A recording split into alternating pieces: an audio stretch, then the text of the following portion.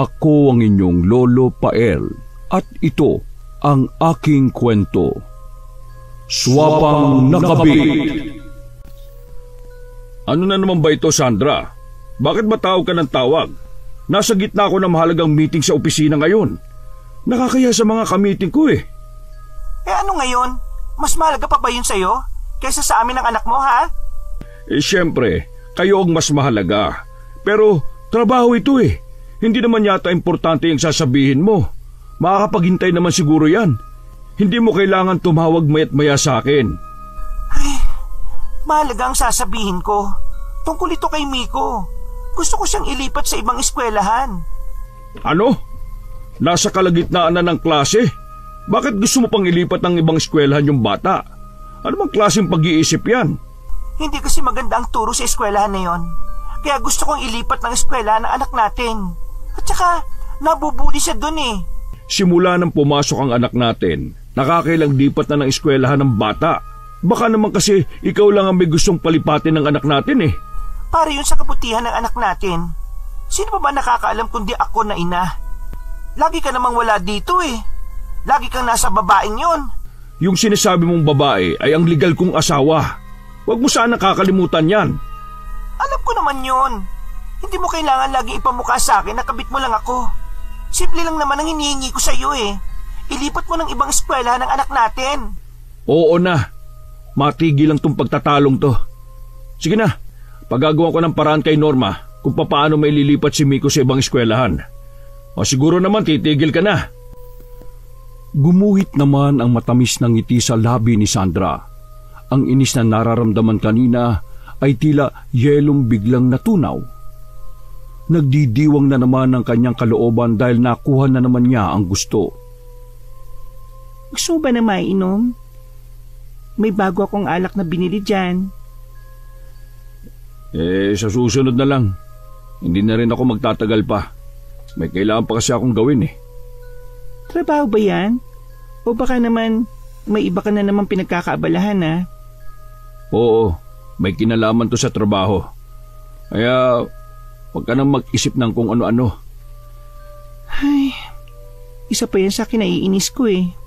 Wala ka ng panahon sa amin ng anak mo. Natatandaan mo ba kung kailan huli tayong nagbakasyon ha? Pagkatapos ba ng lahat, ganito mo na lang kaming tratuhin ng anak mo? Aminado ko na nawawalan ako ng oras sa inyo. Pero alam mong may pamilya ako at busy ako sa trabaho para maibigay ko sa inyo mga pangangailangan ninyo.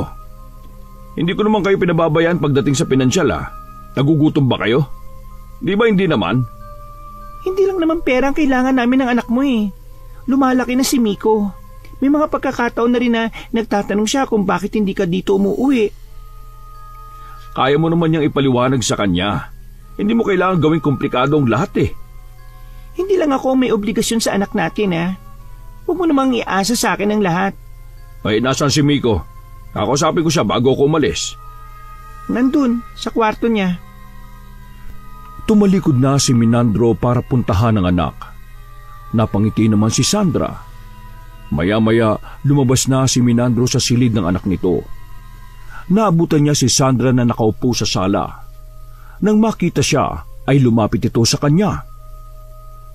Alis na ako. Nakausap ko na si Miko ha. Nangako ko sa kanya na babawi ako sa susunod. Talaga bang hindi ka napapapigil umalis? Sinabi ko naman sa iyo, di ba? May trabaho pa akong kailangang gawin. Nangako naman ako kay Miko na ipapasyal ko kayo sa ibang araw eh. Okay, sige. Ingat ka sa pag-uwi mo mamaya ah. Hintayin ko na lang ang tawag mo. Hindi na ipinilit ni Sandra ang kanyang gusto sa lalaki. Nangako na naman ito sa kanilang anak kaya alam niyang tutupad ito. Hindi nito kasi kayang tiisin ng anak. Lumapit na siya rito para bigyan ito ng halik. Nang makaalis si Minandro, tsaka naman lumabas si Norby na pumapalakpak. Best actress ka talaga sis. Ang galing mo umarte ah. Sa tingin mo, kung hindi ako magaling umarte, tatagal ang relasyon namin? Kailangan mo pang galingan. Tumatanda ka na. Baka mamaya magsawa bigla sa'yo yung hilaw kong bayaw. Ipagpalit ka bigla. Bago pa mangyari yon, titiyakin ko na nasa sa akin na ang pera niya para hindi na mapunta sa ibang babae. Tingin ko kasi parang nawawala na yung alindog mo kay Bayaw eh. Paano mo naman nasabi yan? Wala. Pansin ko lang kasi parang hindi na siya yung gustong laging dito natutulog. Gusto laging nakadikit sa'yo. Narinig mo naman siguro yung sinabi, di ba? Busy siya sa trabaho. Alam ka naman na pabayaan niya yon. Doon tayo kumukuha na ikabubuhay natin, no? Sa bagay nga. Bakit ba hindi ka nalang maghanap ng ibang lalaki na mas mayaman kumpara sa kanya? Saka na, kapag nakuha na ang lahat ng pera niya. Kung hindi ka ba naman kasi tatamad-tamad di sana maganda na yung posisyon mo sa kumpanya niya. Ang hirap naman kasi ng trabahong binigay niya eh. Tingin ko wala siyang balak akong ipromote sa trabaho. Tapos, ako pa napagbintangan na magnanako sa kumpanya niya. Sana, nagtiyaga ka na lang kaysa naman pati ikaw kargo ko pa. Tsaka, hindi ka rin kasi nag-iingat noon eh. Dapat lang. Alam nga namang pabayaan mo yung nag-iisang kapatid mo. Ikaw nagpapakasarap, samantalang ako naghihirap. Ikaw naman yung may plano na nakawan siya noon, di ba? Pumalpak nga lang. Kaya ka nga nandito, di ba? Huwag ka lang magpapahuli sa kanya na nandito ka sa bahay namin. Ang alam niya pinauwi na kita sa probinsya natin at doon nagtatanim ng kamote. Magtatanim talaga ng kamote? Hindi nga ako marunong sa lupa eh. Nakitawan na rin si Sandra sa kapatid. Marami pa silang pinag-usapan na maitim na balak labang kay Minandro. Samantala, malalim naman ang iniisip ni Minandro habang lulan ng kanyang sasakyan. May problema ba kayo, sir? Baka may maitulong ako. Ako naman ang may gawa ng problema ko Kaya tama lang to sa akin. Pwede naman yata kayong kumawala sa problema na yan, sir Hindi pa naman yata huli. Sana nga ganun kadaling gawin ang sinasabi mo. Kaya lang, may maapektuhan kasing inosenteng bata Ibig nun pong sabihin meron kayong anak ni Ma'am Sandra? Oo, ganun na nga. 10 taon na siya. Mahirap nga pong makawala sa ganyang sitwasyon, sir. May maapektuhan palang bata Mahal na mahal kong anak ko. Katulad ng pagmamahal ko sa mga anak ko sa Ma'am Criselda mo. Mabuti nga, sir. Hindi kayo nahuli ni Ma'am na may kabit kayo. At saka, ang bait ni Ma'am Criselda at ang laki ng tiwala niya sa inyo. Kailangan doble ingat para hindi mabuko.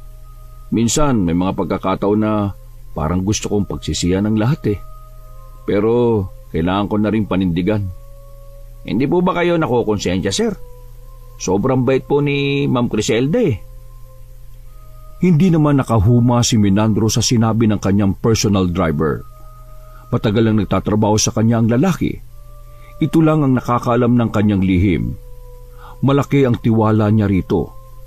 Sa kauna-unahang pagkakataon ay noon lang ito nakapagsalita ng ganun sa kanya. Pasensya na po, sir, kung nasabi ko yung bagay na yun Alam ko po na wala akong karapatan. Hindi na po mauulit.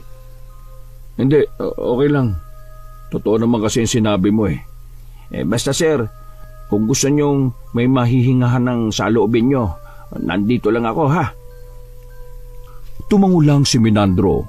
Hindi na sila muling nag-usap ng driver hanggang makauwi sila ng bahay. Nang sumunod na araw, naging maluwag ang schedule ni Minandro. Kaya naman naipasyal niya ang anak na si Miko. Nagpaalam lang siya sa kanyang asawa na may out of town ng 3 araw. Agad naman itong naniwala. Ang babae pa nga ang nag-ayos sa mga gamit niya. Hinitid pa siya nito sa kanyang sasakyan at nagbilin pa sa kanyang driver na ingatan siya nito. Mabuti naman at pinagbigyan mo ang bata. Dahil kung hindi, malulungkot na naman yon. Nangako ko sa kanya, hindi ba? At saka, namimiss ko na rin kayo. Sana naman, dalisan mo yung pagpapasyal sa kanya. Alam mong hindi pwede. May trabaho ako at baka maginala si Criselda. Ayokong abusuhin yung pagtitiwala niya. Bakit ba lagi mo nalang inaalala yung babaeng yun? Dati naman wala kang pakialam sa kanya. Wala kang pakialam kahit malaman niya ang relasyon natin noon. Noon yun na lagi kaming nag-aaway. Nakakapagbitaw lang ako ng salita dahil sa galit. Hindi ko kasi maintindihan eh. Bakit hindi mo pa siya hiwalayan para magsama na tayo bilang pamilya? Ano? Nasisiraan ka na ba? Alam mo may mga anak kami. Hindi ko magagawang sirain ang pamilya ko. May anak din naman tayo ah. Ang problema naman kasi sa'yo, puro sila na lang ang iniintindi mo. Paano naman ako? Kami ng anak mo. Habang buhay na lang ba kami magtatago? Pagkatapos kong isakripisyo ang lahat sa akin? Kahit yung nag-iisa kong kapatid pinagtabuyan ko, alang-alang lang sa'yo? Kung lagi na lang ganito mabuti pang... Tila na konsensya naman si Minandro, lalo na nang makita ang luha sa mga mata ng babae. Nakaramdam din siya ng takot na baka tuluyan itong mawala sa kanya. Sige na, sorry na Han. Patawarin mo na ako kung marami akong naging pagkukulang sa inyo ni Miko. Promise, babawi ako sa inyo. Ay nako, sana totoo yung sinasabi mo. Tinabig pa ni Minandro ang babae para yakapin. Lim naman napangiti si Sandra. May kakaibang kislap din sa kanyang mga mata. Pagka-uwi nila galing sa pamamasyal, hindi na maalis-alis ang matamis ng ngiti kay Sandra hanggang magpaalam na si Minandro na uuwi. Nangako pa ito na muli silang mamamasyal na tatlo. Aasahan ko yan eh. Oo naman, basta para sa inyo ni Miko. Nang wala na si Minandro, saka naman lumabas si Norby. Mukhang saya ng lakad nyo ah. Samantalang ako, mag-isa lang ako dito.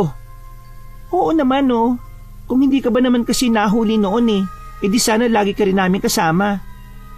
Ay nako, heto na naman tayo. Pwede ba? Wag na nga natin pag-usapan yung tungkol dyan. Sabihin mo na lang kung umepekto ba. Oo naman. Kung hindi mabisa yung ibinigay mo, sa tingin mo kaya ganito ang ngiti ko ngayon? Nakita ko sa mga mata niya kanina ang takot na mawala kami ng anak niya. Kaya nga nakahut-hut na naman ako ng malaking pera sa kanya. Kaya bukas na bukas din, mamimili tayo. Mabuti naman kung ganon. Kating-kating na yung kamay kong makahawak ng pera Alam mo, dapat alagaan mo si Miko. Hindi yung lagi mo nalang sinasaktan yung bata. Ang batang yan ang magpapayaman sa atin. Kung ikaw ba naman tinutulungan mo ako sa pag-aalaga dyan sa pamangkin mo, di sana may pakinabang ka sa akin. Hindi yung pabigat ka pa Inaalagaan ko naman Hindi lang talaga maiwasan na umalis ako minsan. May sariling lakad din naman kasi ako kasama ng mga barkada Bakit kasi hindi mo pa kuhanan ng yaya? Ayaw nga ni Minandro. Gusto niya ako mismo mag-aalaga sa batang yan. Gusto niyang gawin akong ulirang ina. Ayaw mo nun? Ulirang ina? Hoy, wag mo akong tawanan dyan. Dahil sa batang yan, nasira ang katawan ko. Nagkaroon tuloy ako ng peklat sa tiyan. Ayan tinan mo yung mga stretch marks. Nako, wag mong kalimutan na munti ka nang hiwalayan nun ni Bayaw, no? Kung hindi ka lang nabuntis. Si Miko nagsalba sa'yo. Oo na, alam ko naman yun Kaya pakiusap naman na maging mabait ka sa bata. Grabe ka namang kung saktan mo Hindi naman nakaimik si Sandra. Tinitigan lang niya na masama ang kapatid. Ang binata naman ay tatawa-tawa pang tumalikod at pinuntahan ng pamangkin sa silid nito.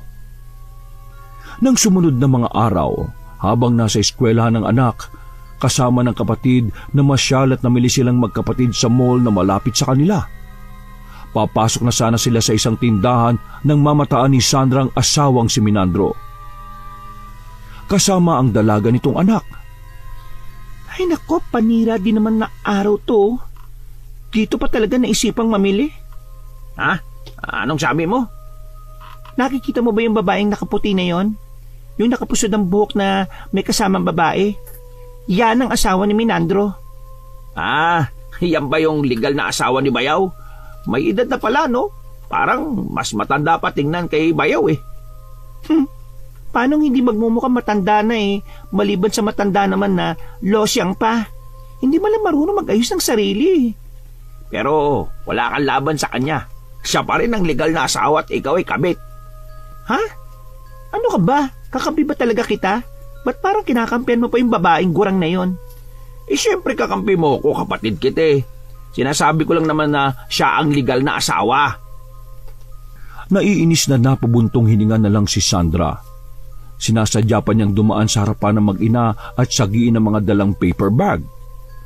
Lumingon pa siya na nakataas ang kilay. Huwag kasi kayong humarang sa daan. Hindi lang kayong tao sa mall, no? Matuto kayong tumabi. Akala nyo kasi kung sino kayo eh. Nag-iba naman ang pinta ng mukha ng dalaga.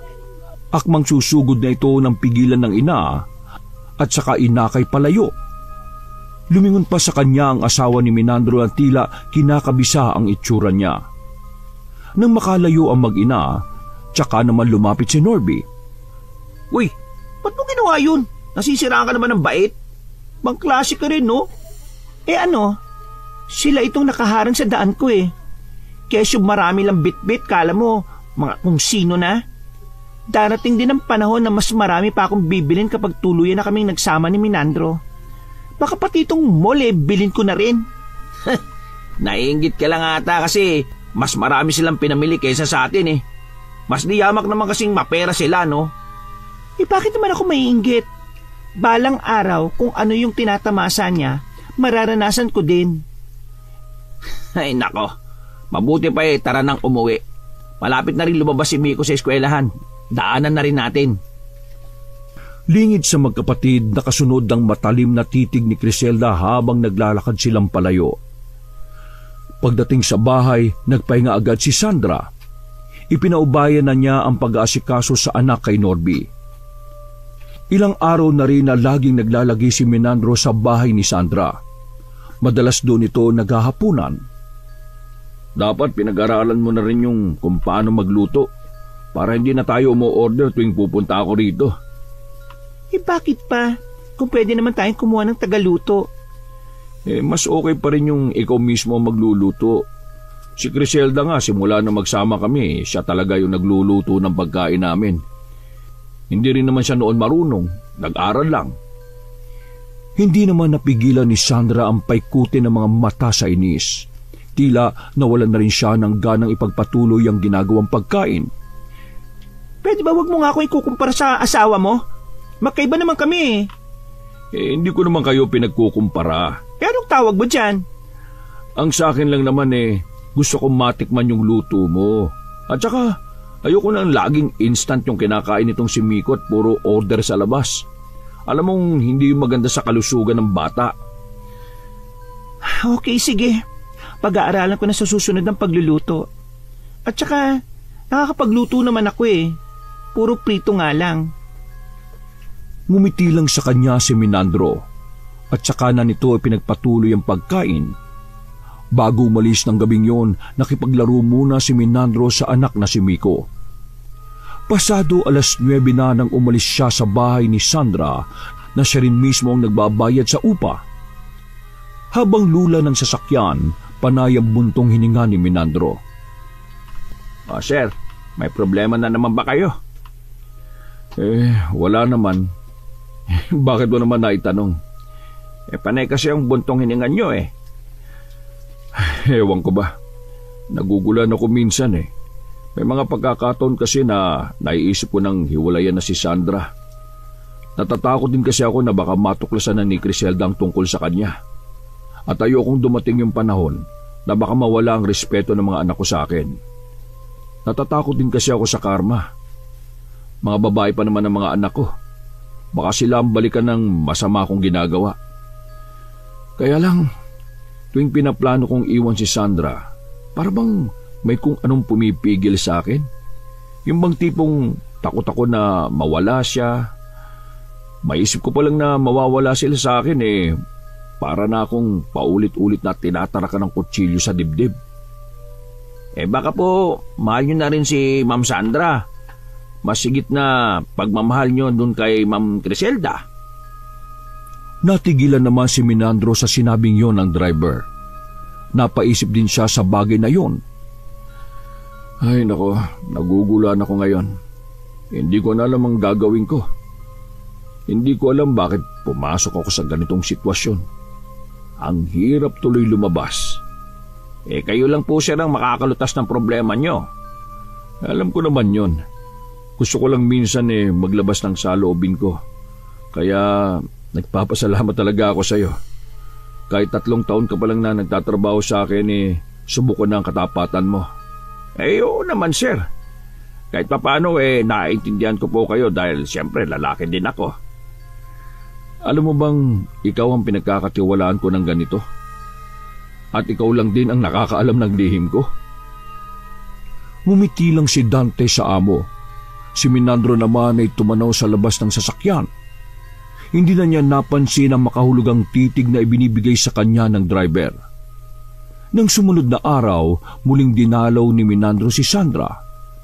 Hindi siya nagpasabi dito dahil gusto niyang sorpresahin ito. Pero hindi niya akalain na siya ang masusorpresa ng madatnan doon si Norby. Anong ginagawa mo sa pamamahay ko? Pakipaliwanag mo nga, Sandra, kung anong ginagawa ng magnanakaw na yan dito? Pati nga ako nagulat ako sa pagsulpot niya. Sabi niya, gusto lang kaming dalawin. Maniwala ka, hindi ko alam na darating siya. Aalis na din naman yan Oo kuya, gusto ko lang naman dalawin si ate at yung pamangking ko. Aalis na din ako. Sige ate, pasensya ka na sa abala. Kuya, pasensya na sa pagpunta ko dito. Yuko ang ulo na halos liparin na ni Norby ang paglabas ng bahay. Sinundan naman siya ng matalim na tingin ni Menandro bago nito binalingan si Sandra. Lagi bang dumadalaw ang kapatid mo dito? Narinig mo naman, di ba? Ngayon lang siya pumunta dito. Basta na lang siyang sumulpot dito Alam nga naman pagtabuyan ko ang layo ng binyahin niya. At saka, hindi mo pa rin ba siya napapatawad? Paano ko magagawang patawarin ng taong gusto akong pagnakawan? Di ba sinabi ko naman sa iyo na wala siyang alam? May taong gusto lang siyang siraan sa iyo. Isa pa, mali ang ginawa ko na pagbiyang kita na ipasok siya sa trabaho Napakatamad ng kapatid mo. Daig pa niyang tunay na may-ari kong umasta Huwag na nga lang natin siyang pag-usapan pa. Teka, bakit nga pala nandito ka? Hindi naman ito ang araw ng pagdalaw mo Gusto ko nga lang kayong sorpresahin sana. Yung pala ako masosorpresa. Sige, ipaghahanda kita ng merienda mo. Mabuti pa puntahan mo muna si Miko sa silid niya. Tsak na matutuwa yun kapag nalaman niyang nandito ka. Ay nako, mabuti pa nga. Tumalima naman si Menandro sa kanya. Nang wala na ito, agad na hinagilap ni Sandra ang cellphone at lihim na tinawagan ng kapatid. Binilinan niya itong maglagi muna sa bahay ng kaibigan. Hintayin na lang nito uli ang kanyang tawag. Naririnig pa ni Sandra ang tawanan ng mag-ama. Doon din nagapunan si Menandro. Bago umalis, nag-iwan pa ito ng malaking halaga para sa gastusin nila doon. Hindi naman maipinta ang mukha ni Norby nang makauwi. Grabe yung kaba ko kanina nung dumating si Bayaw dito sa bahay. Akala ko tatawag na siya ng pulis dapat na tayo mag-ingat kasi sa susunod. Baka maulit na naman yung bigla niyang pagsulpot dito sa bahay. Yung mga gamit mo, wag mong pakalat-kalat dito Tsaka lagi mong ilak yung pinto ng silid mo. Baka mamaya bigla yung pumasok doon. Oo na. Nakakainis lang yang si Bayaw para tawagin akong magnanakaw Wala pa nga ako nakukuha sa kanya Ay naku, huwag ka nang mainis. Bawing-bawi ka naman sa mga nakukuha natin sa kanya At marami pa tayong makukuha sa kanya. Sa bagay nga. Pero hanggang ganito na lang ba tayo? Siyempre hindi Hindi lang atensyon at oras niya ang gusto kong mapa sa akin. Pati pera niya. Ayaw pa kasing hiwalayan yung asawa niya Ano? Oye teka, bibili ba ulit tayo ng gayuma para sa hilaw kong bayaw? Oo, kailangan ko ulit.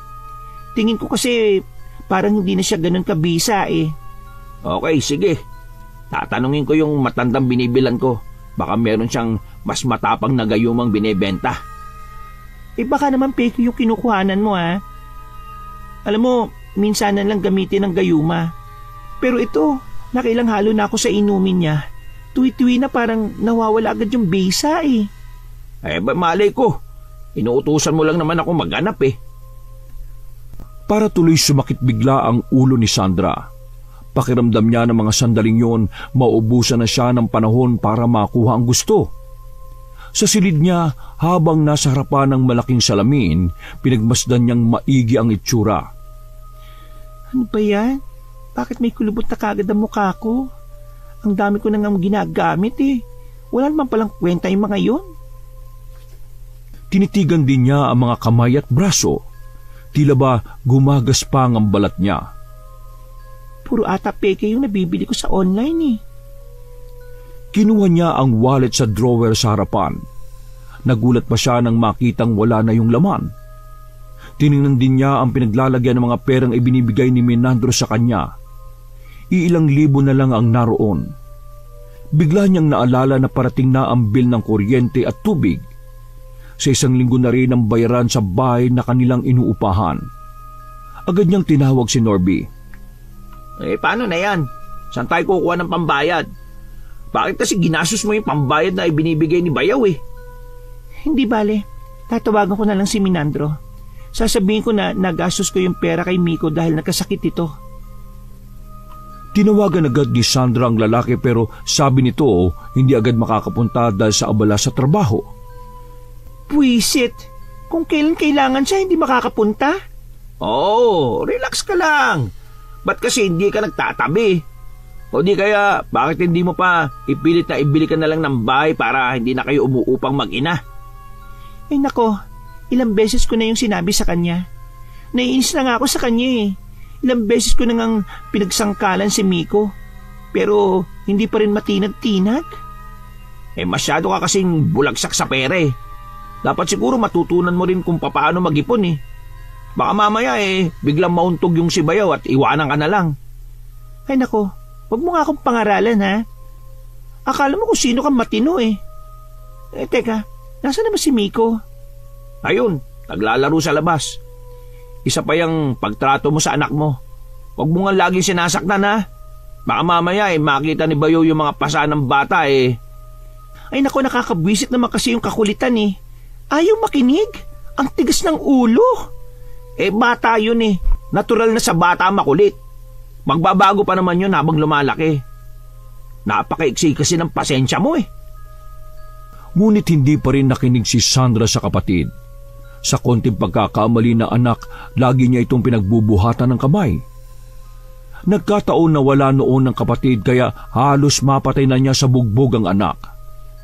Sinabi nang tumigil ka na sa kakaiyak mo eh. Naririndi na ako. Hindi ka titigil ha? Kaya ako minamalas dahil sa iyo eh. Hindi ka ba mawala-wala sa buhay ko? Walang tigil na hinataw niya ang bata ng hawak na sinturon. Makailang ulit yun tumama sa ulo ng bata hanggang mawalan nito ng malay. Doon lang tila natauhan si Sandra. Miko, anong nangyari sa iyo? Anak, gumising ka. Ayoko ng ganyang biro Papaluin pa kita lalo. Miko! Miko! Niyugyug niya ng paulit-ulit ang balikat ng anak, pero hindi talaga ito magising. Nahintatakutan pa siya nang makitang may tumutulong dugo sa ulo nito. Nang sulyapan niya ang sinturon, may bahid ng dugo ang bakal nun. Diyos ko, hindi ko naman sinasadya. Miko, gumising ka na. Ano gagawin ko? Bakit kasi ayaw mo makinig sa akin eh? Ayan tuloy. Nagpalakad-lakad si Sandra habang kagat-kagat ng isang daliri. Hindi malaman ang gagawin ng mga sandaling yon habang pasulyap-sulyap sa anak na walang malay. Kailangan madala si Miko sa ospital. Pero paano? Baka malaman ng iba na sinasaktan ko ang anak ko. Tama, si Norby ang tatawagan ko. Agad niyang hinagilap ang cellphone at umiiyak na tinawagan ng kapatid. Sinabi niya rito ang nangyari. Makalipas lamang ang ilang minuto ay dumating na ang kapatid. Nasaan na si Miko? Ano ba kasing nangyari? Nandun siya sa silid niya. Nang puntahan ni Norby ang pamangkin, nakita niya itong nakahandusay sa sahig. Agad niya yung binuhat at inilabas. Buksan mo yung pinto! Dadali ko siya sa ospital! Ano? Nasisira ka ba ng bait? Anong sasabihin mo sa kanila kapag nagtanong kung ano nangyari sa bata? Saka ko na yan iisipin. Ang mahalaga, madala natin sa ospital si Miko. Hindi ka ba nag-aalala sa anak mo, ha? Siyempre nag-aalala, pero delikado tayo kapag dinala mo siya sa ospital eh. Bakit? Kasi binugbog mo na naman ang bata. Tapos mag-aalala ka ngayon. Tumambi ka na nga lang dyan. Hindi, ayoko. Hindi ko siya pwedeng dalhin sa ospital. Hindi mo siya pwedeng ilabas sa bahay. Wala ka na ba talaga natitirang pagmamahal dyan sa puso mo para sa anak mo? Delikado ang lagay ng anak mo. Intindihin mo naman kasi ako. Pati ikaw madadamay. At saka baka mamaya magkamalay na rin siya. Ikaw talagang gumamot. Kaya mo na yan. Ha? Anong malay ko kung paano gamutin tong anak mo? Magdala ka na lang ng doktor dito. Basta hindi mo siya pwedeng ilabas. Napatitig na lang si Norby sa kapatid. Baka sa kanya ang hindi pagkapaniwala sa inasal nito. Walang nagawa kundi ibalik niya sa silid nito ang pamangkin. Tumawag siya ng isang kaibigan. Mabuti na lamang ay may alam itong doktor na maaring tumingin sa pamangkin. Naghintay pa sila ng halos kalahating oras bago dumating ang doktor kasama ang kaibigan niya. Naghihinala ang matandang doktor sa nakitang kalagayan ng bata. Puno kasi ng pasa ang buong katawan nito. Nang suriin nito ang ulo, napailing-iling pa ito. Pinalabas muna sila nito habang ginagamot ang bata. Naabutan naman ni Norby ang kapatid na umiinom ng alak sa sala. May oras ka pa talagang uminom, ha? Nasa ganung kalagayan na nga yung anak mo yan pang inuna mo. Pwede ba pabayaan mo ako? At saka, ano ba pinagpuputak mo dyan, ha? Ginagamot na nga yung pamangkin mo. Ano ba problema? Nakita nung doktor yung mga pasa ni Miko. Tingin ko, naghihinala siya. Ikaw itong gusto mong ipatingin sa doktor eh. Sabi ko naman ikaw na lang ang gumamot eh. Anong klase ka bang ina, ha? Oras na sabihin ng doktor na kailangan natin siyang dalhin sa ospital. Ganon din yun. Pareho tayong mananagot. Lalong-lalo ka na. Tama na nga. Lalo mo lang dinadagdagan ang pag-aalala ko eh. Hindi ko naman ginusto ang nangyari. Kasalanan kasi ng batang yan eh. Kung bakit ako nauubusan lagi ng pasensya sa kanya. Ilang beses na kasi kitang pinagsasabihan. Tigilan mo na yung pananakit mo sa anak mo. Ayaw mo makinig eh. Tingnan mo tuloy ang nangyari. Hindi na nakasagot si Sandra nang lumabas ang doktor kasama ang kaibigan ni Norby. Seryoso ang mukha ng doktor na magsalita ito. Sinabi nito sa kanila na kailangan pa rin madala ang bata sa ospital para masuri ng husto. Delikado daw kasi ang sugat sa ulo nito.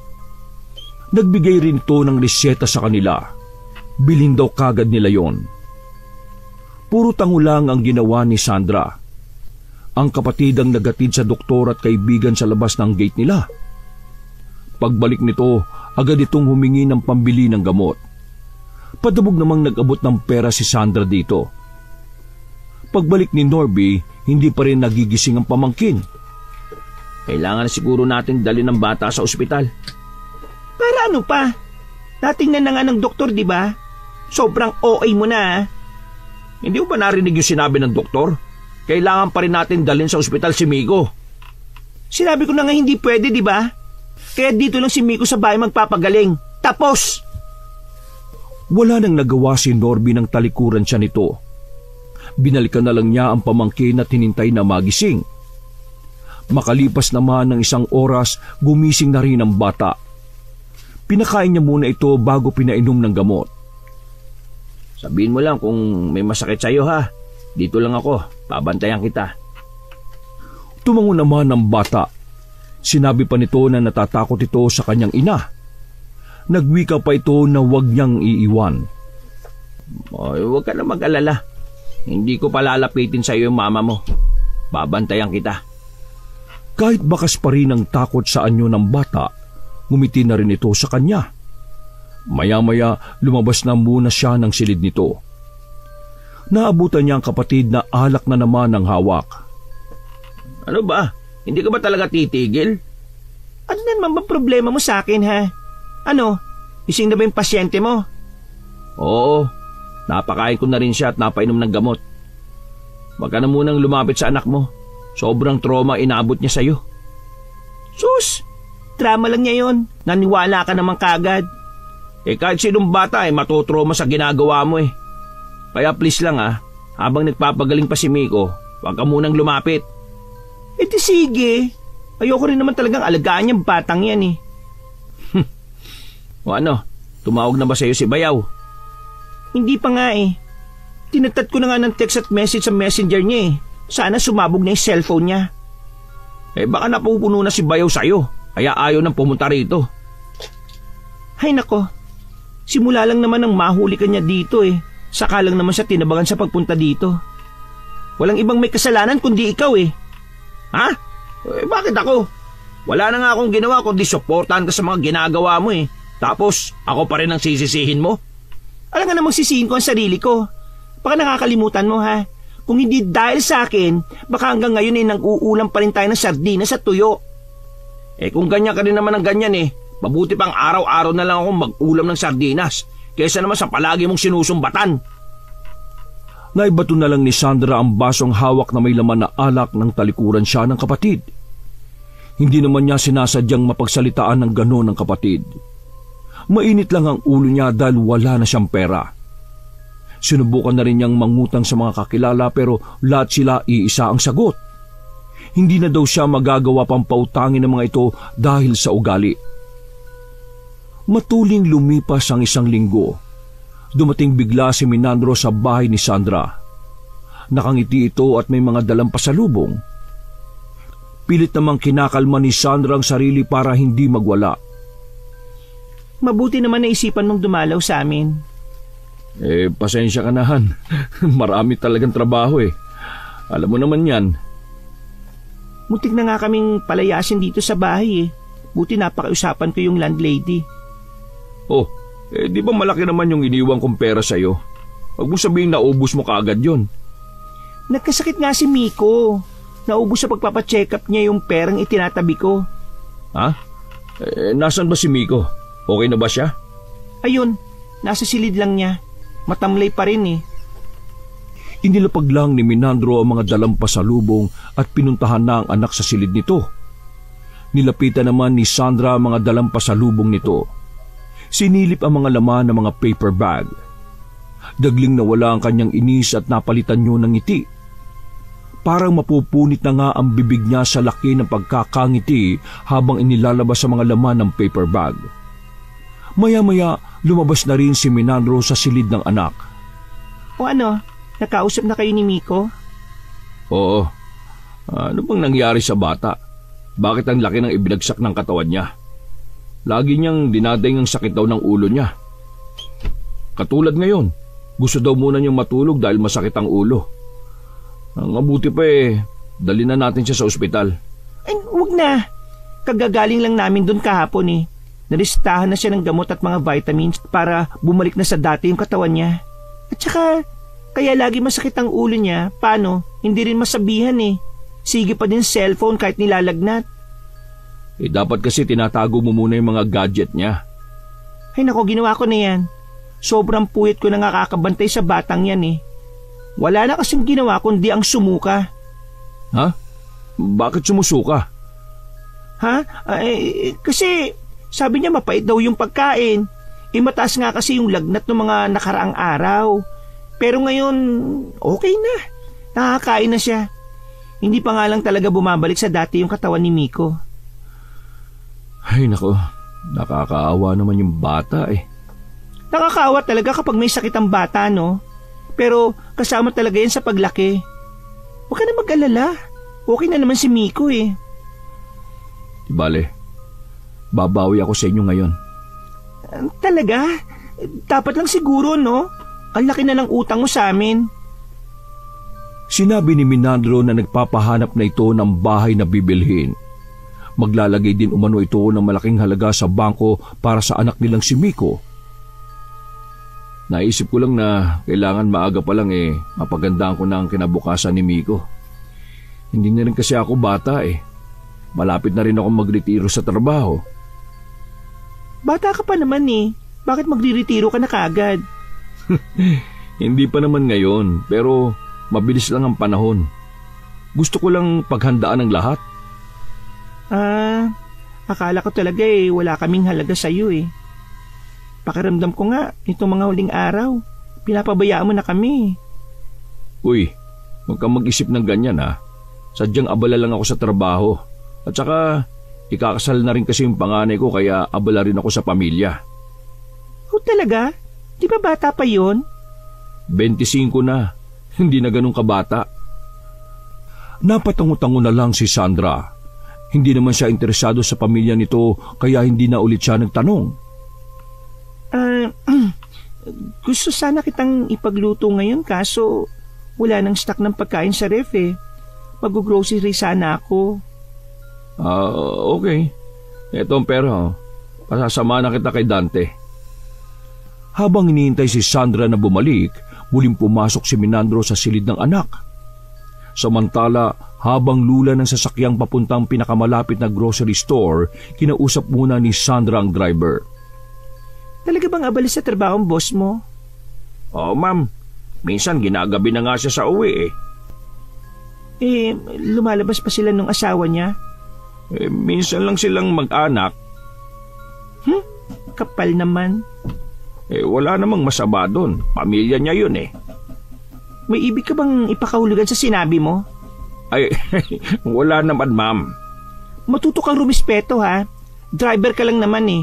Matuto kang gumamit ng po at opo. Opo, ma'am.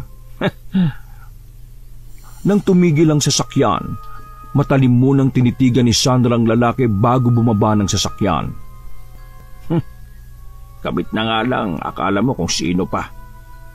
Ang layo talaga ng ugali kay Ma'am Criselda. Ano kaya nakita ni Sir sa kanya? Hindi naman ganun kaganda, makinis lang. Naiiling na lang na kinuha niya ang cellphone sa bulsa ng suot na pantalon.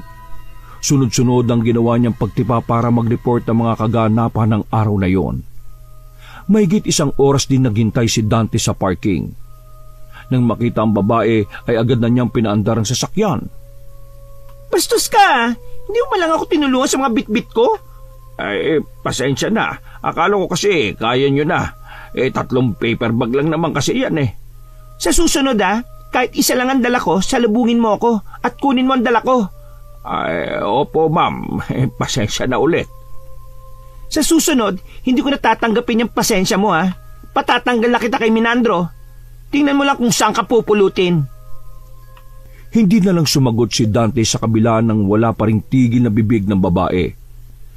Naiiling na lang siya ng lihim. Pagdating sa bahay, pinaganda at inasikaso maigi ni Sandra si Minandro. Talagang pinag-aralan ko ang pagluluto. Lagi ako nanonood sa YouTube kung paano lutuin yung mga paborito mo. Mabuti naman kung ganon. Si Miko ba hindi mo pa pakakainin? Baka nagugutom na yon. Ha? Dadala ko na lang ng pagkain. Teka lang kumain ka lang dyan. Kumuha ng plato si Sandra at naglagay ng pagkain. Nung pumasok siya sa silid ng anak, nahintakutan nitong bumangon. Hoy, ang OA mo Dinala lang kita ng pagkain. Kumain ka na dyan Huwag ka nang mag-inarte pa. At huwag kang magpapasubo dahil wala dito ang tito mo. At ikaw huwag na huwag kang magsusumbong sa papa mo Yumuko lang ang bata. Ipinatong naman ni Sandra ang plato sa higaan nito at saka na lumabas ng silid. Siya na lang daw ang kakain mag-isa at kaya naman daw niya.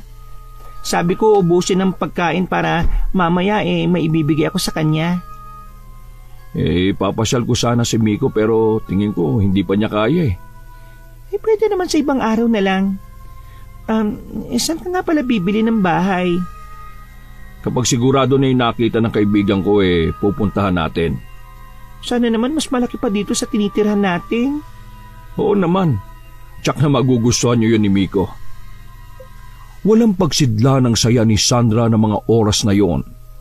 Lalo pa niya inasikaso si Minandro. Hanggang makauwi ito, panay ang haplos at yakap niya rito. Nagkunwari pa siyang nalulungkot na hindi ito matutulog doon. Nang makaalis na si Minandro, masayang binilang ni Sandra ang pera na iniwan ng lalaki. Naabutan naman siya ng kapatid na masaya. Mukhang masaya ka na naman ngayon Buti nakita ko yung kotse ni Bayaw. Hindi mo na ako dumiretso dito. O napainom mo ba ng gamot si Miko? Mali ko kung anong gamot ang pinapainom mo dun. Baka magkamali pa ako ng pagpapainom masisi mo pa ako. Nag-message ako sa iyo Hindi mo ba nabasa? Hindi. At saka busy ako kanina Alam mo nandito si Minandro kanina eh. Mauuna ko pa ba yan? Ay nako, wala ka talagang kwentang ina oh. Pagpapainom ka nga lang ng gamot eh. Ano sinabi mo? Loko ka. Nasundan na lang ng matalim na tingin ng papatalikod na kapatid. Inis na ibinalik na lang niya ang pansin sa pagbibilang ng pera. Kinabukasan, maagang gumayak si Sandra. Oh, aalis ka? Oo, may bibilhin lang ako. Pwede bang saka na yan? Dali muna natin si Miko sa ospital. Bakit na naman ba? Ano na naman ang problema ng batang yan? Ang taas ng lagnat niya eh. Kagabi pa suka ng suka.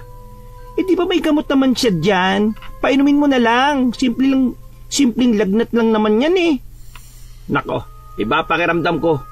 Kailangan na natin siyang dalhin sa ospital. Baka mamaya malala na palang lagay ng anak mo.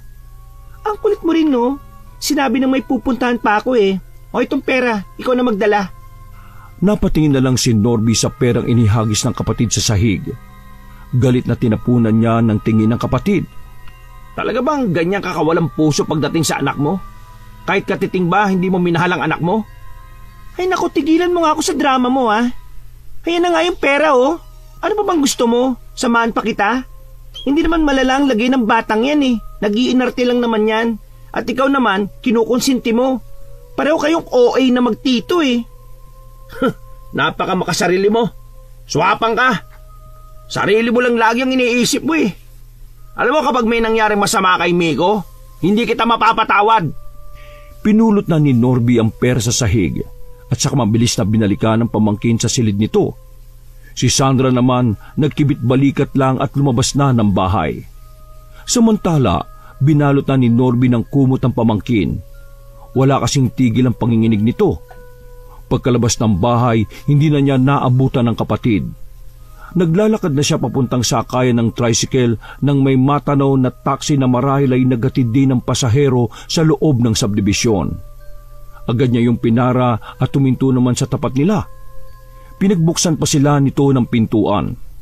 Manong, sa pinakamalapit ng ospital pakibilisan lang po. Hindi na niya namalaya na tumutulo na ang luha niya ng mga oras na yon. Pakiramdam niya yun na ang pinakamatagal na oras sa buong buhay niya. Lalo siyang nakaramdam ng takot nang biglang tumirik ang mga mata ng pamangkin. Manong, bilisan niyo po! Lalo namang binilisan ng driver ang takbo. Maging ito man kasi ay nakaramdam ng awa sa bata. Lalo na nang makita nito si Norby na umiiyak habang yakap ang pamangkin. Pagdating sa ospital, mabilis na bumaba ng taxi si Norby at kinuhang atensyon ng mga naroon. Agad namang siyang tinulungan ng mga staff ng ospital. Habang hinihintay ang doktor sa loob ng ER, panay naman ang dasal ni Norby sa isip. Kahit naroon ang pagdududa na baka hindi siya pakinggan, pero umaasa pa rin siya kahit para lang sa pamangkin niya. Naging mabagal ang mga sandaling yon. Hanggang marinig niya ang pagbukas ng pinto ng ER. Dok, kumusta po yung pamangkin ko? Parang gusto nang bumulalas ng iyak ni Norby na mga sandaling yon sa nakikita sa mukha ng doktor. Tuluyan ang nabuwag ang katatagan ng binata nang marinig ang sinabi ng doktor. Ginawa na daw nila ang lahat, pero hindi na kinaya ng bata. Hindi, Dok. Gawin niyo po lahat. Iligtas niyo po yung pamangkin ko. Sige na po, Dok. May pambayad naman po kami, oh. Sige na. Pagalingin niyo na po yung pamangkin ko. Dok, parang awa niyo na, Dok. Parang awa niyo na. Napaluhod na lamang si Norby sa tindi ng emosyon na nararamdaman. Halos hindi na niya marinig pa ang iba pang sinasabi ng doktor. Lumipas ang isang oras, tulala pa rin si Norby. Puro tango lamang ang isinasagot niya tuwing tinatanong siya ng doktor at nurse ng ospital. Nang marinig na dadalhin na sa morgue ang katawan ng pamangkin, tila noon lang siya nahulasan sa nangyayari. Pwede po bang huwag niyo muna gagalawin ang bangkay ng pamangkin ko? Kailangan ko muna kasing tawagan yung mga magulang niya eh. Tumango naman ang staff ng ospital. Iniwan na muna siya roon. Nag-umpisa na namang tumulo ang mga luha niya sa mga mata. Maras niyang pinahid ang mga luha. Pagkatapos kinuha ang cellphone sa bulsa. Matagal bago may sumagot sa kabilang linya. Ano naman ba kailangan mo? Busy ako. Ate, pumunta ka dito sa ospital. Si Miko, wala na. Ha? Hindi kita maintindihan. Linawin mo nga yung sinasabi mo. Pumunta ka na lang dito sa ospital. Sabihan mo na rin si Kuya Menandro. Wala na si Miko. Hindi na hinintay sumagot ni Norby ang kapatid. Pinatay na niya ang cellphone at saka nilapitan ng pamangkin na natatakpan ng puting kumot. Nang alisin niya ang kumot dito, tumambad sa kanyang paningin ang mga pasa sa buong katawan nito. Hindi pa rin makapaniwala na dahil sa tinamong bugbog ay mamamatay ang pamangkin. Malapit sila nito simula bata pa ang pamangkin. Tanging dito lamang malambot ang puso niya. Sa maraming pagkakataon, siya ang nagtatanggol dito kapag gusto itong sakta ng ina. Nang araw na yon, naglalambing itong wag siyang umalis. Siguro nararamdaman na nito ang kapahamakang naghihintay rito. Sana pala, hindi na kita iniwan nung araw na yon. Sorry, Miko. Nabigo akong ipagtanggol ka. Wala akong kwentang tito. Patawad. Muli na namang bumuhos ang emosyon ni Norby. Sa ganun siya naabutan ni Sandra. Ano ba kanina pa kita tinatawagan? Kung hindi pa ako magtatanong sa mga staff ng ospital, hindi ko pa malalaman na nandito ka. Ano ba kasi nangyari? Hindi mo ba nakikita kung nasaan ang anak mo ngayon? Wala na siya. Patay na. Pero, paano nangyari yon? Di ba okay pa naman siya kanina? Di ba lagnat lang naman ang sakit niya? Namatay siya dahil sa pambubugbog mo! Wala kang awa! Hindi ka na naawa na bugbugin siya! Sabi ng doktor, may namugdugo sa utak ng bata! Kung pumayag ka lang sanang dalhin siya sa ospital nung araw na yun, sana buhay pa si Miko! Sana nagawa pa siyang mailigtas ng mga doktor! Bakit ako na naman ang sinisisi mo? Sino ba sa tingin mo sisisihin ko? Ikaw ang ina! Ikaw ang walang humpay sa pananakit ng anak mo! Wala kang puso eh! Bakit ba ikaw pa ang binigyan ng anak na marami naman dyan ang mas karapat-dapat maging ina kaysa sa walang pusong katulad mo? Sariling kapakanan mo lang iniisip mo eh. Swabang ka kasi! Gusto mo lagi na lang ikaw ang iniintindi. Inuunawa. Makasarili ka. Ayan! Pagbastan mo ginawa mo sa anak mo. Bastan mo ang paghihirap niya. Sana ikaw na lang ang namatay eh. Hindi ko kagustuhan ang nangyari kay Miko. Masakit din ito sa akin. Nilapitan ni Sandara ang anak at niyakap. Halos umalog ang buong katawan niya sa pag-iyak. Pero hindi man lang ito nilapitan ni Norby. Hinayaan niya lang itong mag-isang magluksa. Hindi makapaniwala si Menandro na daratnan niya ang anak na nasa loob na ng kabaong. Hindi niya mayakbang ang mga paa. Para ba yung may mabigat na nakadagan? Parang anumang sandali bibigay ang kanyang tuhod. Namalayan na lang niya ang paglapit ni Dante para alalayan siya papunta sa kabaong ng anak. Nasa tabi ng kabaong ng anak si Sandra. Mugto ang mga mata nito na walang tigil sa pag-iyak. Nang makita nito si Menandro, agad niya itong sinalubong ng yakap habang umiiyak. Wala na si Miko. Wala nang anak natin. Paano nangyari to? Nakalabas siya ng gate kasi inahabol niya yung bola eh. Tapos may paparating na sasakyan. Sorry, hindi ko nabantayan ang anak natin. Na-report niyo na ba sa mga pulis? Naplakahan mo ba? Mabilis ang mga pangyayari. Basta pumailalim pa si Miko. Ang anak natin ang una kong sinakloloan at dinala sa ospital. Kumalas si Minandro sa pagkakayakap ng babae at saka sinilip ang kabaong ng anak. Hindi na rin niya napigilan ng pag-apaw ng matinding emosyon. Niyakap na niya ang kabaong ng anak habang humahagulgol. Sa isang sulok naman ng chapel, matiim na nanunood si Norby habang kuyom ang mga kamao. Nang umalis si Minandro, kinumprontan niya ang kapatid. Bakit hindi mo sinabi kay Kuya Minandro ang totoong nangyari? Pati ang totoong pagkamatay ng anak mo, ginawan mo pa ng kasinungalingan? Anong gusto mo? Sabihin ko yung totoo? Para ano? Para makulong ako?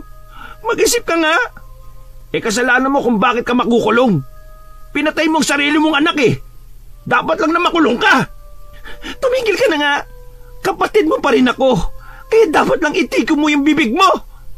Karma ng bahala sa'yo. Kapag dumating ang araw na yon, wala ka nang aasahan sa akin. Di sige, umalis ka. Huwag ka na magpapakita sa akin, ha? Wala ka na rin aasahan sa akin. Tinalikuran na ni Norby ang kapatid. Nagpupuyos naman sa galit si Sandra. Natatakot din siya na baka magsalita ang kapatid. Lingid sa kanila, may isang tao ang nakikinig sa kanilang pinag-uusapan. 3 araw lang binurol si Miko. Sa kagustuhan na rin ni Minandro. Konti lang ang sumama sa libing ng bata. Sa ilalim ng puno, malayo sa lahat ay naroon si Norby. Tahimik na umiiyak at nagluluksa. Tuluyan na ring hindi umuwi si Norby sa bahay ng kapatid. Balak niyang umuwi na lang ng kanilang probinsya. Doon niya balak magbagong buhay. Kasalukuyan siyang nasa bahay ng kaibigan. Nag-aayos siya ng mga gamit niya nang may tumawag. Pamilyar sa kanya ang boses nito. Gusto ng kausap na magkita sila. May kung ano sa sinasabi nito para mapapayag siyang makipagkita rito. Sa sementeryo sila nagkita ng taong tumawag sa kanya. Sa dami ng lugar, bakit dito pa? Yung kasi ang gusto ng kapatid ko. Ha? Kapatid? Sino kapatid? Isang babaeng kilalang kilala niya ang umibis ng sasakyan. Nanlaki ang kanyang mga mata. Siya ang kapatid ko. Asawa ni Minandro. Ang legal na asawa. Ha? Ano ba ang kailangan mo? Simple lang. Makipagtulungan ka sa amin para makaganti sa kapatid mo. Di ba siya mismo ang pumatay sa anak niya? Sa pinakamamahal mong pamangkin? Muling umahon ng galit sa kanyang dibdib. Kumuyom ang kanyang kamao. Nagkatinginan naman ang magkapatid at sabay na napangiti. Bago sila maghiwa-hiwalay ng araw na yon, inabutan siya ng malaking sobre ni Criselda. Tulong daw para sa plano niyang pagbabagong buhay. Alam niyang may pinaplano ang mga ito sa kanyang kapatid, pero wala na siyang pakialam pa kung kakasuhan man nila ito. Sapat na ang perang yon para makapagbagong buhay siya sa probinsyang uuwian. Nagulat pa si Sandra na mapagbuksan ng kapatid. Akala ko hindi ka na babalik. Kukunin ko lang yung iba kong mga gamit. Aalis din ako kagad. Galit ka pa rin ba sa akin? Ano ka ba? 2 na nga lang tayo magkapatid eh. Iiwan mo pa ako. Pag-usapan natin ang problema. Tama lang sa'yo yung mag-isa ka. Total, makasarili ka naman eh. Sarili mo lang ang mahal mo. Ayoko nang maging bahagi ng mga masama mong plano. Huwag mo naman sa akin gawin to. Si Minandro, bihira na rin pumunta dito. Hindi ko alam kung totoo yung sinabi niya na abala lang siya sa trabaho. Hindi pinansin ni Norby ang sentimiento ng kapatid. Tumuloy na siya sa kanyang dating silid. Kinuha ang malaking maleta at inilagay ang mga gamit doon. Nakasunod naman sa kanya ang kapatid.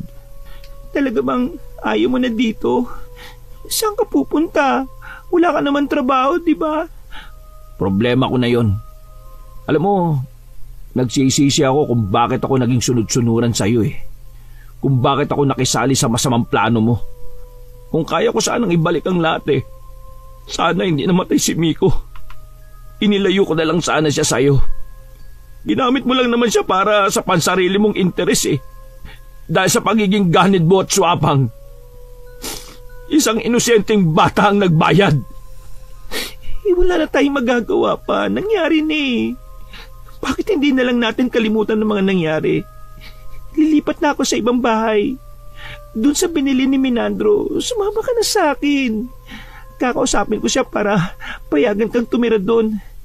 Hindi ako sasama sa'yo. Ayoko madami sa karmang naghihintay sa'yo. Anong ibig mo sabihin? Sa tingin mo kaya, pagkatapos sa mga ginawa mong kasalanan, matatahimik ka pa sa lagay na yan? Sa tingin mo, hindi ka pa susundan ng malagim mong ginawa? Tama na! Wala ka nang ginawa kundi ipaalala eh. Tapos na nga yun, di ba? Kung gusto mong umalis, edi sige, umalis ka. At huwag ka na magpapakita sa akin. Oras na lumapit ka tumingi ng tulong sa akin, sinasabi ko sa iyo, wala na akong pakialam sa iyo. Hindi na sumagot si Norby. Mabilis na niyang tinalikuran ng kapatid. Sinundan naman siya nito hanggang sa may pinto. Nang makalabas siya, malakas nitong ibinalibag pasara ang pinto. Akala mo kung sino ka? Wala kang nga matinong trabaho eh. Pabalik ka rin dito. Itaga mo yan sa bato. Kapag dumating ang araw na yon, aalipinin na lang kita. Hindi na kita ituturing na kapatid. Napangisip pa si Sandra sa naisip. Kumuha na lang siya ng alak at nagsalin sa baso. Kinalma ang nagpupuyos na damdamin ng mga sandaling yon. Batid ni Minandro na nagluluksa pa si Sandra kaya nitong mga huling araw, lagi niya itong dinadalaw. Akala ko ba'y lilipat mo na ako ng bahay? Nalulungkot lang ako dito eh. Kahit sa ang sulok ng bahay, lagi ko naalala si Miko. Lagi ko pa rin naririnig yung mga tawa niya. May kailangan lang ayusin sa bahay, nalilipatan mo. Konting panahon pa ang hinihingi ko sa iyo. Ay naku, ilang beses ko na rin tinatawagan ng kapatid ko para samahan ako pero wala talaga siyang kwenta. Pagkatapos ng lahat ng ginawa ko para sa kanya, hindi ko man lang siya maasahan. Huwag mo nang asahan ng taong yon. Wala naman siyang malasakit sa iyo eh. Gusto lang niya yung perang ibinibigay mo. Wala man lang nga siyang malasakit sa pamangkin niya eh. Oo, tama ka dyan. Siguro mas okay na wala siya dito. Baka lalo lang sumakit ang ulo ko kapag nandito siya eh. Kaya kahit abala ko, gusto ko pa rin malaman ang kalagayan mo ha. Sobrang nag-aalala ko sa iyo eh. Alam kong hindi madali ang pinagdaraanan mo ngayon. Salamat. Ang mabuti pa eh, ipagluluto na lang kita. Habang abala si Sandra sa pagluluto sa kusina, pinasok muli ni Minandro ang silid ng anak. Pinakialaman na niya ang mga gamit nito. Maging cellphone nito. Tiningnan din niya ang gallery nito kung saan naroon ang mga picture. Nangunot ang kanyang noo nang makita ang mga larawan. Puro kasi yung picture nila na magtiyo. Puro selfie ang mga kuha ng iba't ibang lugar. Meron na sinusundo sa eskwelahan, kumakain sa mga restaurant at fast food. Mahihinuha na malapit sa isa't isa ang dalawa. Nang lumabas siya ng silid ng anak, binalikan niya sa kusina si Sandra. Kumusta pala yung relasyon ni Miko sa kanyang tito Norby? Ha? Nako, hindi mahilig sa bata si Norby eh. Paano? Parang bata rin mag-isip. Lagi niyang iniinis ang anak ko. Kaya laging naiyak. Hindi ko rin maasahan sa pagbabantay. Kaya tuwing umaalis ako noon, lagi ako nagmamadali sa pag-uwi. Dahil madalas umiiyak kapag naiiwan dito. Yung pala pinapabayaan lang. Ganun ba? Oo. Ay nako, mabuti pa umupo ka na. Sandali na lang itong niluluto ko. Lingid kay Sandra, dinala ni Minandro ang cellphone ng anak. May gumugulo kasi sa kanya at gusto niya yung malaman. Nang sumunod na mga araw, nagsabi siya kay Sandra na hindi muna makakapunta dahil abala sa trabaho. Kung kailan naman hindi dumadalaw si Minandro, tsaka naman nakaramdam ng kakaiba si Sandra sa tinutuluyang bahay. Pakiramdam niya laging may mga matang nakamasid sa kanya. Hindi naman totoo ang multo. Hindi naman dito namatay si Miko eh. Maraming gabi na hindi makatulog si Sandra. Madalas niyang napapanaginipan ng asawa ni Minandro. Nakangisi ito sa kanyang panaginip at biglang magbabago ng anyo na parang matandang bruha. Malimit din siyang nakakatanggap ng pulang rosas. Sa pag-aakalang galing yung kay Minandro, tinatanggap niya yon at inilalagay sa vase sa silid niya. Pero laking pagtataka niya na mabilis yung matuyo at may lumalabas na uod dito. Nalaman din niya na hindi yung galing kay Minandro. Lalo tuloy siyang naguluhan at natakot na rin. Dumating ang araw na nakalipat na si Sandra. Mas malaki ang bahay niyang nilipatan kumpara sa dati. Ano, nagustuhan mo ba? Oo naman, ang ganda at ang laki. Natutuwa ako't nagustuhan mo. Sayang nga lang wala na si Miko. Tsak, magugustuhan niya dito. Oo nga eh. Siya nga pala, naalala ko. Yung pera niya sa bangko, paano yun? Wala na siya. Automatiko mapupunta yun sa'yo dahil ikaw ang ina niya. Pinilit labanan ni Sandra ang pagngiti ng mga oras na yon. Lalo't nakatingin sa kanya ang lalaki. Parang gustong magtatatalon ng puso niya sa tuwa ng mga sandaling yon. Talaga bang sa akin mapupunta yon? Oo naman. Mabuti pa libutin natin ang buong bahay. Halika. Masigla namang inabot ni Sandra ang kamay ni Minandro. Sabay na silang nag-ikot. Tumigil sila sa may veranda ng bahay, kung saan tanaw ang malawak na lupa na wala pang nakatayong mga bahay. Napatitig bigla sa malayo si Sandra. Sa ilalim kasi ng puno, tila mayroong nakatayo doon. Pamilyar sa kanya ang figura ng taong yon at maging ang suot na damit. Napatutup bigla si Sandra sa sariling bibig. Nanginginig din siya sa takot. Oh, bakit? Para kasing nakita ko, ang ibig kong sabihin, parang may tao doon. Dito nakatingin sa atin eh. Itinuro naman niya ang kinaroroonan ng taong nakita niya, pero wala na ito doon. Wala namang tao doon Baka naman namalikmata ka lang. Baka nga. Ang mabuti pa, pumasok na tayo sa loob. Para kasing bigla kong gininaw eh. Nagpatiuna na si Sandra na pumasok sa loob. Nanginginig pa rin siya sa takot. Hindi naman niya masabi kay Minandro na ang nakita niya ay parang ang anak nilang si Miko. Sa ilang araw pa lang na pagtira sa bagong bahay, nagkasakit na kaagad si Sandra. Labis na bumagsak ang kanyang katawan. Hindi rin kasi siya makatulog sa gabi. Pakiramdam niya laging may bumubulong sa kanya. Kung kailan nasa akin ang lahat ng pinapangarap ko, ngayon pa ba ako magkakasakit? May bahay na ako, may sasakyan, maraming pera. Humalakak pa siya na pumuno sa buong kabahayan. Hindi niya namalaya na lumuluha na rin siya ng mga oras na yon. Para malaman kung may sakit ba siya, nagpatingin siya sa isang doktor. Ngunit wala namang nakitang ano paman sa kanya.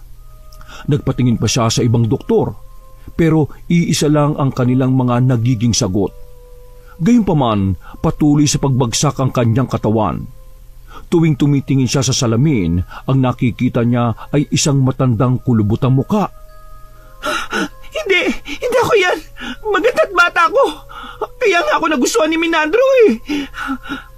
Lahat ng salamin sa bahay na yon ay kanyang binasag para hindi na niya makita ang sariling refleksyon. Isang buwan na rin siyang nag-iisa sa kanyang bahay, ni hindi man lang tumatawag si Minandro sa kanya para kumustahin siya. Minabuti niyang puntahan ito sa bahay nila. Napansin kagad niyang maraming sasakyan na nakaparada sa tabing daan. Napagtanto niyang may party sa bahay ng mga ito dahil sa suot ng mga bisitang dumarating. Dahil bukas ang gate, minabuti niyang pumasok na rin at sumabay sa mga bisita. Sa malawak na hardin, naroon ang mga taong nagtitipon-tipon para ipagdiwang ang anniversary ng mag-asawa. Mula sa kinatatayuan, kitang-kita niya ang saya ng mukha ng mag-asawa, lalo na si Minandro. Hindi na maalala ni Sandra kung paano siya nakauwi sa bahay niya. Anong silbi ng lahat ng ito kung mag-isa lang ako? Nasaan ka na ba, Norby? Bakit pati ikaw iniwan na rin ako? Tuwing nalulungkot, nilulunod niya ang kanyang sarili sa pag-inom ng alak. Hanggang tuluyan na siyang manghina at igupo na lamang ng sakit na hindi matukoy. Basta ang alam niya may bumubulong sa kanya. Mga wikang hindi niya maunawaan. Tumitindi na rin ang sakit ng buo niyang katawan. Minsan, pinuntahan siya ni Minandro. Nakita nito ang kanyang kalagayan. Butot balat na lamang siya. Tinubuan ng maraming sugat ang buong katawan. Nagsugat-sugat na rin ang kanyang ulo at nilalabasan na yun ng mga buhay na uod. Anong nangyari? Ano bang sakit ang dumapo sa iyo? Bakit walang doktor na makapagsabi ng totoo mong sakit?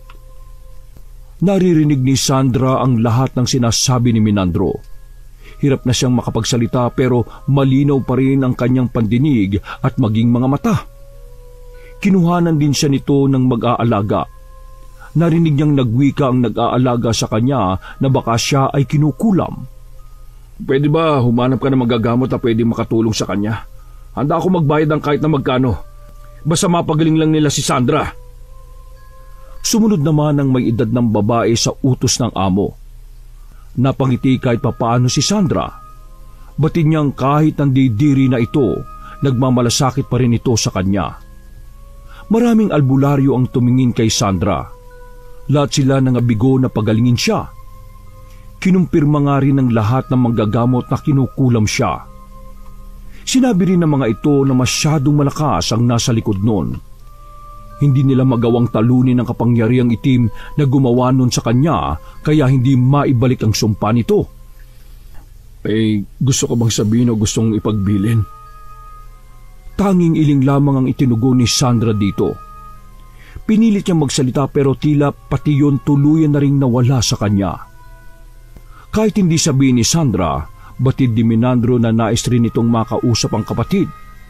Kaya naman hinanap niya ang binata. Nananahimik na ako dito. Ayoko nang magkaroon ng koneksyon sa inyo. Pero kailangan ka ng kapatid mo. Baka hindi na rin siya magtagal pa. Bakit? Ano ba nangyari sa kanya? Sabi ng mga tumingin sa kanya meron daw kumukulam sa kanya. Natigilan si Norby. Biglang may naalala. Alam ko kung sinong nasa likod ng nangyayari kay ate. Kilala mo rin kung sino yung nasa likod ng pangungulam sa kanya. Ha? Sino? Ang asawa mo at ang kapatid niyang driver. Anong sabi mo? Magkapatid sila? Matagal nang alam ng asawa mo tungkol sa inyo ni ate. Pilit lang niya yung tinatago sa iyo para sa maitim nilang balak. Ngayon, alam ko na kung bakit nila ako gustong lumayo para walang sagabal sa mga plano nila. Parang mauupos sa kandila si Minandro na napaupo na lang. Ipinagtapat na rin ni Norby ang totoong nangyari sa pamangkin. Nagawa niya yun sa sariling anak? Oo. Kaya sa galit ko, pumayag ako sa gustong mangyari ng asawa mo. Pero dala lamang yun ang galit ko sa ginawa niya kay Miko. Sa pagiging swapang niya. Ngayon alam kong naghihirap si ate. Parang dinudurog ngayon yung puso ko. Mabuti pa. Puntahan mo na ang kapatid mo bago pa mahuli ang lahat. Tinapat na kasi ako ng lahat na ang tumingin sa kanya Sumama na rin si Norby para makita ang kapatid. Nasa bungat pa lang ng pintuan si Norby ay tumulo na ang luha niya. Kahabag-habag ang kapatid sa kalagayan nito. Hindi na niya ito halos makilala. Buong katawan nito ay puro sugat. Wala na rin itong buhok. Pumalit sa anit niya ay ang mga buhay na uod. Kung ano-ano na rin insekto ang lumalabas sa mga sugat nito. Nanunot din sa kanyang ilong ang masangsang na amoy na nagmumula rito. Napatutok na lang siya sa sariling bibig para hindi masuka sa tindi ng amoy nito. Humakbang pa siya palapit dito. Ate, sorry kung iniwan kita. Nandito na ako para damayan ka. Ate, kung hindi mo na kaya, sumama ka na kay Miko Hindi ko kasi kayang makita ka ng ganyan Huwag ka mag-alala. Mahal na mahal ka namin ni Miko kahit ano pa ang nagawa mo. Tuluyan nang humagulgol si Norby. Hindi na rin niya napigilan na hawakan ng butot balat na kamay ng kapatid. Hindi na rin niya inalintana ang malakit nitong pawis at ang tumitinding amoy nito.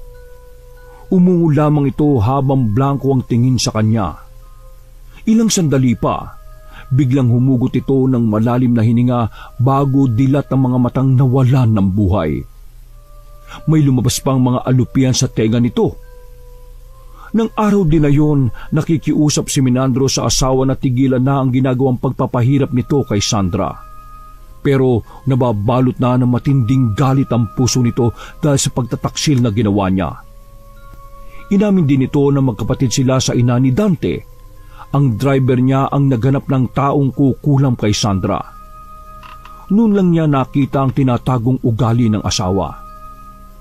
Nasanay kasi siya na mabait at malambing ito. Maasikaso sa kanilang mag-ama. Hindi marunong magalit. Madalas kapag nag-aaway sila, lagi lang itong umiiyak. Siya ang lagi nang sumisigaw rito. Pero nang araw na yon, halos lumabas ang litid nito sa liig sa lakas ng sigaw. Nakaramdam din siya ng pangamba na baka gawin din nito sa kanya ang ginawa kay Sandra. Nang talikuran siya nito, batid niyang wala na siyang magagawa pa para iligtas ang buhay ng kabit. Nanlulumo na lang na umalis siyang muli. Matuli na lumipas ang 1 buwan. Aksidenteng nakita sina Norby at Minandro sa puntod ni Miko at Sandra. Sana magkasama at masaya na sila saan man sila naroroon. Hiling ko nga lang sana bumawi na si ate kay Miko. Mahalin niya ng buong puso ang anak niya. Alagaan niya ito sa kabilang buhay. Paulit-ulit kong sinisisi ang sarili ko. Pero hindi na rin mababagong lahat eh. Nangyari na. Inamin ko, may ambag din ako sa nangyari. Kung nakontento lang sana ako sa pamilya ko, hindi aabot sa ganitong lahat. Lahat naman tayo may kasalanan eh. Naging swapang ang kapatid ko dahil sa yaman na natatamasa niya sa'yo. Ako naman naging konsentidor. Kahit mali, hinayaan ko lang si ate na gawin ang mali. Ang sumalo lahat, yan, si Miko. Ang pagkawala ni Miko habang buhay nating dadalhin sa mga puso natin. Pero handa akong magdusa habang ako'y nabubuhay. Kung yun lang ang paraan para mapatawad niya ako sa pagkukulang ko bilang ama niya. Labis ako nagsisisi na iniwan ko siya ng araw na yun. May pahiwatig na siya eh. Pero binaliwala ko lang. Hindi ko man lang siya pinagbigyan. Sana napigilan ko yung pwede mangyari ng araw na yun. Tumulo na naman ang luha sa mga mata ni Norby. Nagbalik kasi sa kanya ang mga alaala nila ng pamangkin. Yung hagikik nito tuwing kinikiliti niya. Napatitig siya kay Minandro nang makita ang inaabot nito, ang cellphone ni Miko. Natitiyak kong gusto rin ni Miko na mapasa kamay mo yan. Nandiyan ang mga masasayan yung sandali na magkasama. Pasensya na rin kung napag-isipan kita ng masama. Alam mo, nung makita ko yung mga larawan nyo, noong ko napagtanto kung gaano mo minahal ng gusto si Miko nang higit pa sa pagmamahal ko. Bago maghiwalay ang kanilang landas, nagkamay muna ang dalawa. Alam ni Norby na baka yun na ang huling pagkikita nila ng bayaw.